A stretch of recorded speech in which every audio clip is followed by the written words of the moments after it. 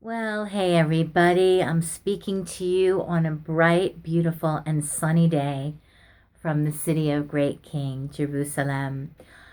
Well, all the believers all over the land of Israel have been gathering together, well, privately in their own homes.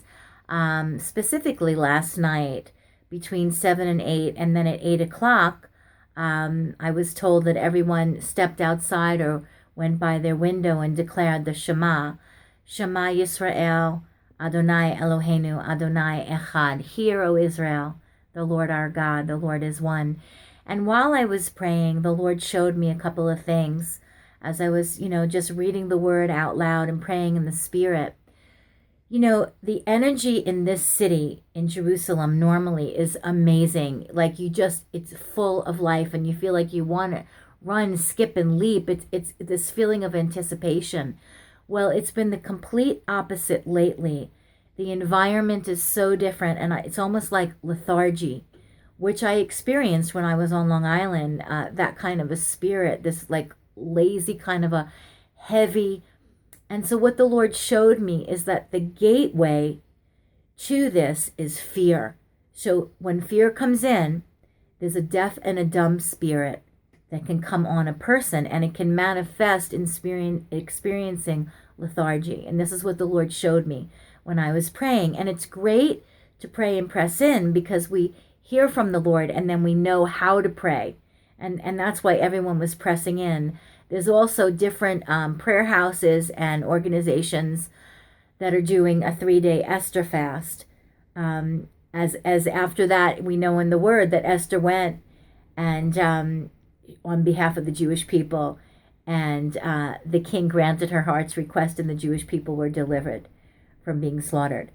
And so, in the same way, some leaders have gotten the idea to fast, and so on and so forth, and everyone has their own conscience. And I was reading a wonderful devotional that says, fellowship is important and counsel is important, but always it should be the Lord that is leading us in all of our decisions. Exclamation point. So I want to encourage you today, and what I have on my heart is self-control is a virtue. That's in the Bible. It's a fruit of the Spirit.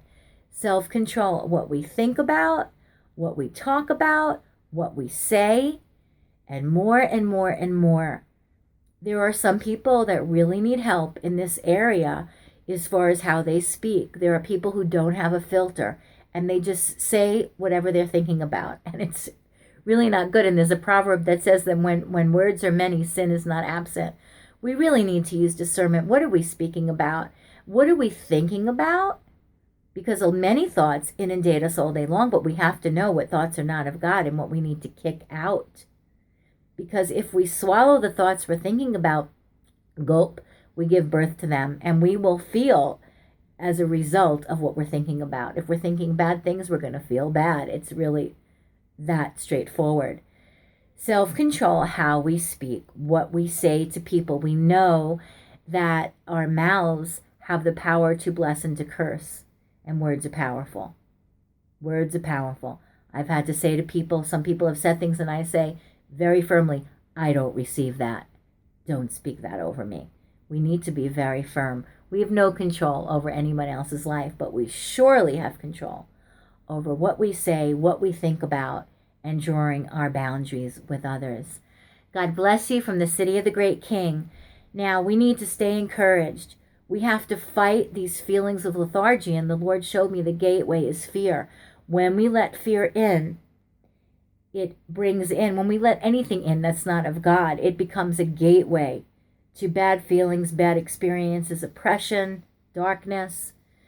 So Israelis are out and about, living their lives. We need to go on with life.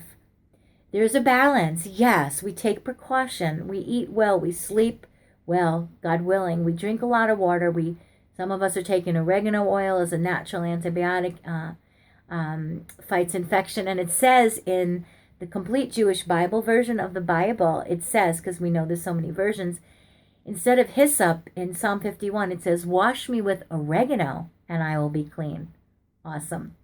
So let's think about what we're thinking about and what we're speaking about, and let's fight the lethargy, and let's fight the oppressive feelings because our cities are closing and everything's closing.